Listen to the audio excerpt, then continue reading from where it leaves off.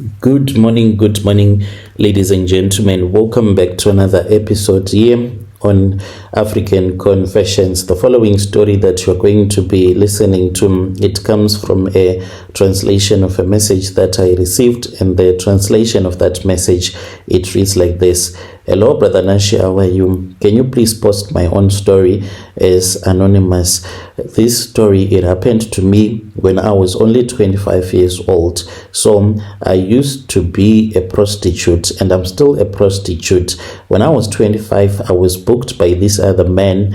He went with me to his house, which is in Avondale. He was a headmaster, that man. When we arrived at his house, that was when he said that he wanted me and him to have a little bit of romance. So he then gave me a set of lingerie that he already had, and he told me to put it on. So I did, and he wanted me to impress him. So after I had put on that lingerie, that was when he told me that he wanted me to do a boob job on him, in which I was supposed to put his manhood between my breast, and I was supposed to play with him, and I started doing that.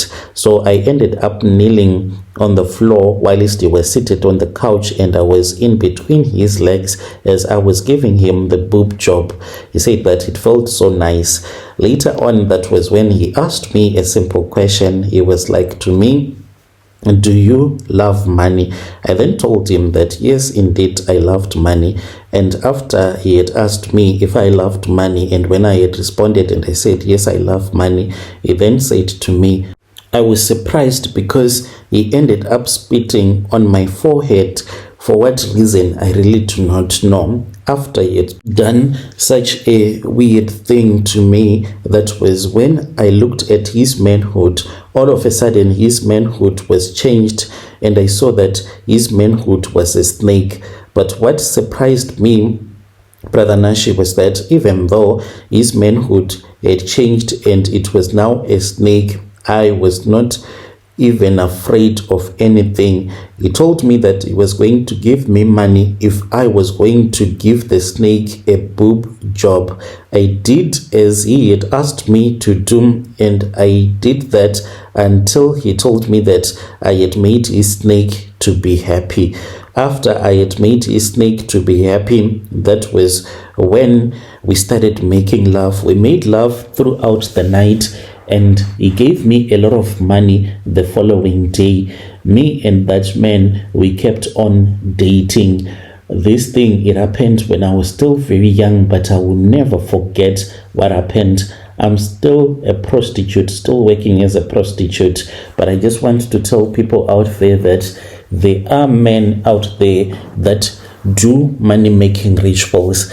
To this very day, I really do not even know why I was not even afraid when he told me that I was supposed to continue to do a boob job with the snake that was now in between his legs. I will never forget what happened when I was 25. Dear listeners, right, there was a message that was sent to me by one of our dear sister. Strange things indeed, they do happen in this world. Let us try to speak with our dear sister in the comment section. Then there is another message that was sent to me by one of our sister.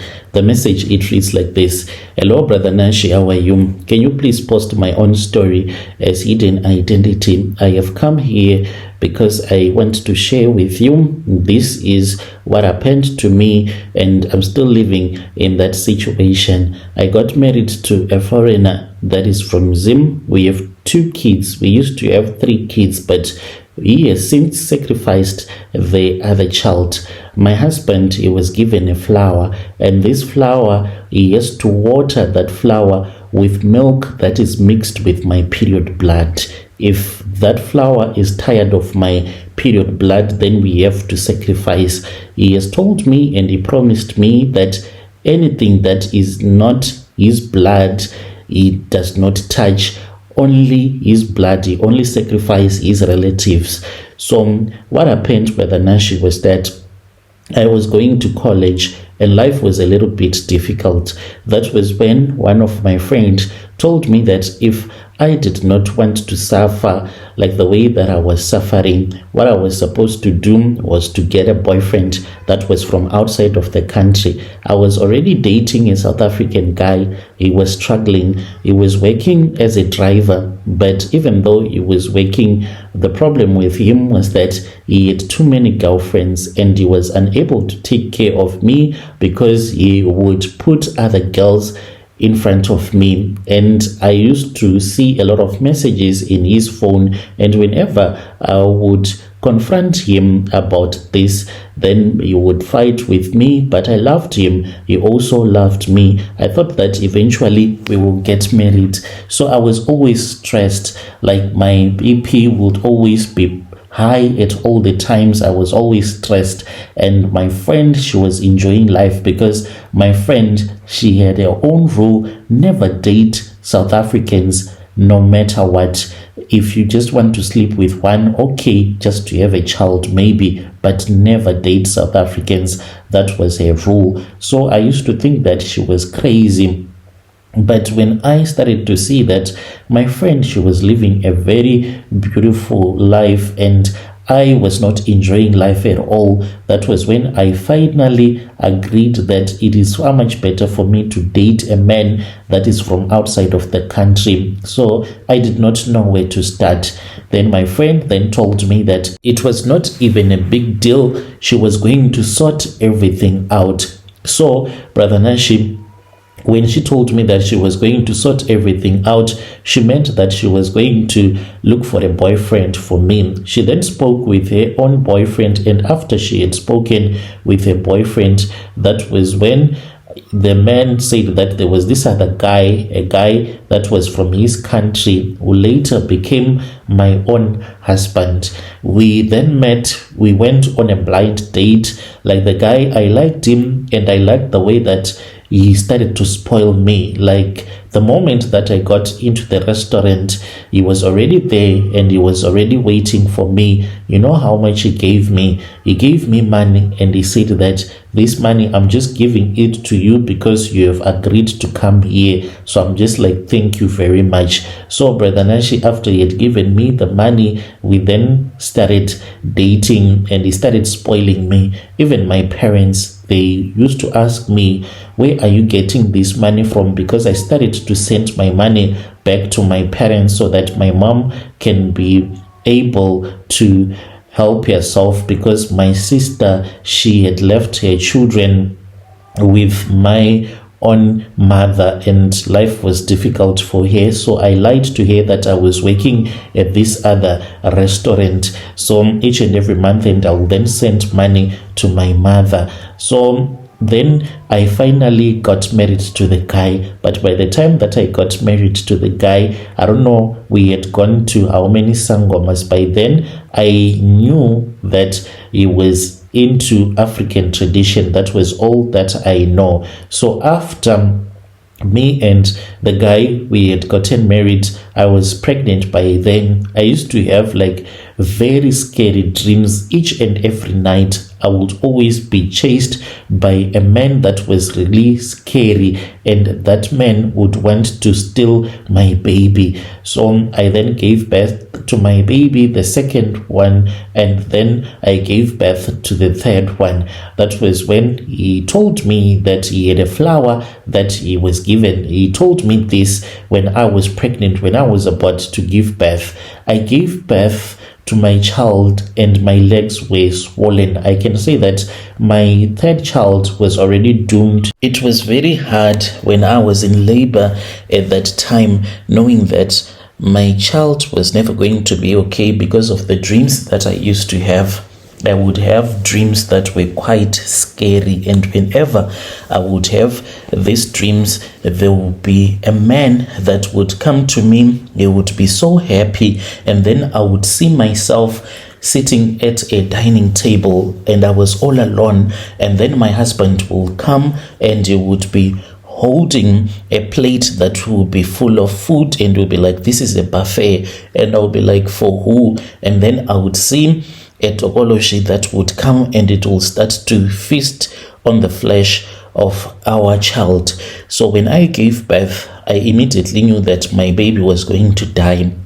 My husband's business was not going well at that time. There was even a time when he was telling me that he was owing about 7 mil to other people that were his business partners. He would not sleep at night.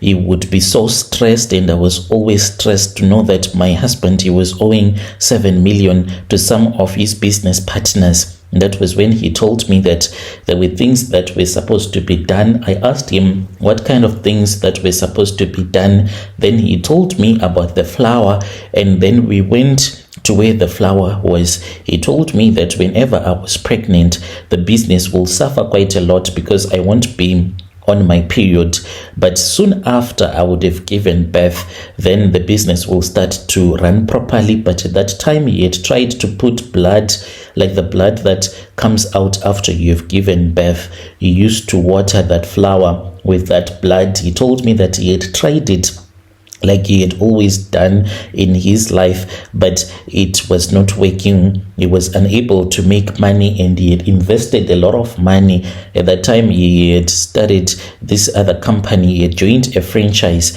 and there was a lot of money that he had used when he joined that franchise, and he was not getting that money back, and he was owing people 7 mil. So he told me that the only way to fix this was if we were going to sacrifice our children.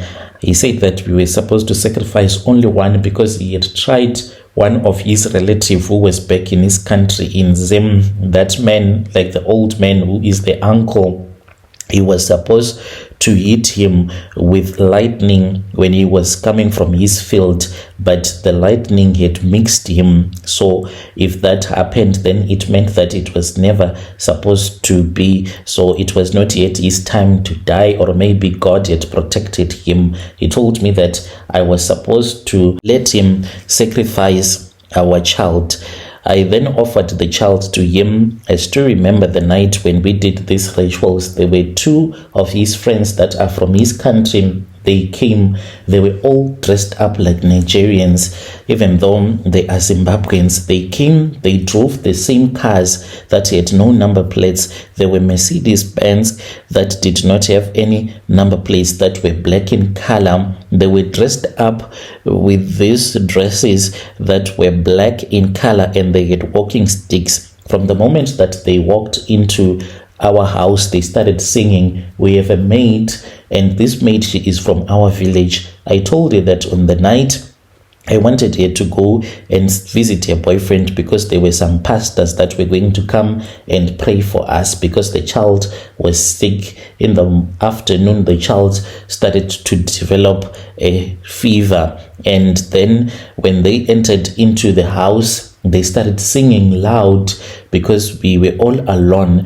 And when they were singing like that, we then went with them upstairs, and they looked at the child that was sleeping in the cot bed, and they went downstairs. I was then told by my husband to go and fetch the baby. It was not something that was easy. I do not want to lie to you. To go and collect your own child, knowing that my child is about to be sacrificed, it was not an easy thing to do. So I went upstairs. It was like a long walk going to collect my child, and when I got upstairs, I then saw that my child was already awake, and my child started to laugh, and my child was happy that mommy was there. And when I picked my baby up, my child was even playing with my lips, playing with my face, trying to cuddle with me. Did not even cry like what my child had been doing throughout the afternoon. I wrapped my baby with the baby blanket, and then I went downstairs. When I got downstairs, it was scary as hell because like they had switched off all the lights and they had lit some candles, but the darkness that had descended in the living room, it was not your normal darkness.